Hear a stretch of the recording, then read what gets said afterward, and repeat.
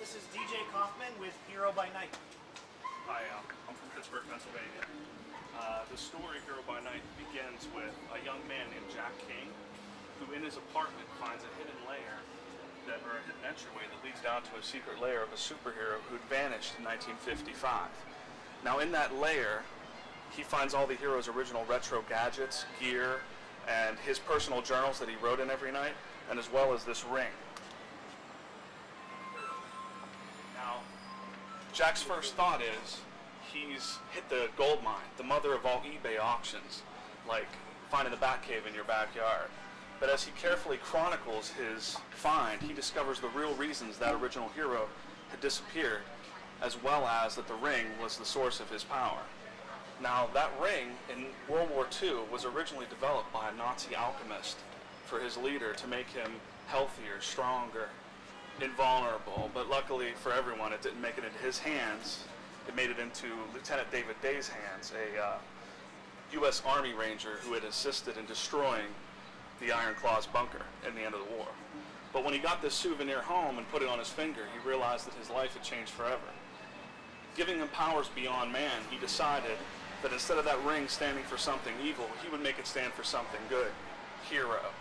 So for over a decade, spanning some 4,000 nights written in his journals, he became the hero by night, protecting the innocent and punishing evil wherever he could find it. And now, it's up to Jack King to decide whether he should cash in on this find, or will destiny lead him to become the next hero by night. That's it in a nutshell.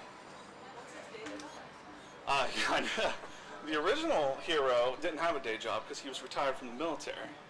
The new guy, whether he does become the hero or not, actually has like a business degree and never uses it. His dad owns a bunch of old tenement buildings, and he never really wanted to get into management, but then he finds this, and all of a sudden, suddenly he wants to own and operate this building. But so that's pretty much handiwork around the building and stuff like that. Is he just kind of like an underachieving slacker kind of guy? Sort of, one of those guys that went to college and has a degree, doesn't know what to do with it, doesn't really want to get into his dad's business, that kind of thing.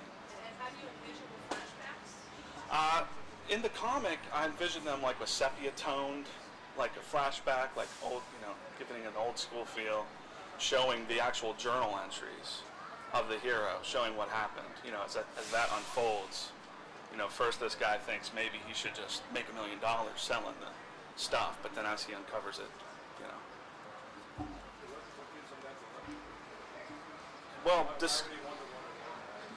discovering the secrets of the ring. I don't really want to disclose too much about that. That's in the actual book. I'm afraid if I say it, but. When he discovers the actual secrets, he decides, maybe I should, this is dangerous. He fears for his own life. So he decides, I shouldn't sell this. So one of the plots in the original book is, in the actual plot of the book, is he goes to auction this item through a friend anonymously. And the people that buy the ring are the Iron Talon group that originally made the ring, and they want to find out, where that ring came from and things like that. So if you found a magic ring in your apartment, would you wear it and become a hero? If it gave me superpowers, yeah. Yeah. What are the powers that he gets? I would also auction off some of that stuff so I didn't have to have a day job, you know what I'm saying? You mentioned Batman. Why isn't this guy Batman? Well, he's got, I kind of give this project elements of all the old school things that I liked when I was a kid. Like, it's got the Batman, the power rings and stuff like that. I just gave it sort of a hint so that old comic fans can enjoy it, but like new kids can get this, What are his powers?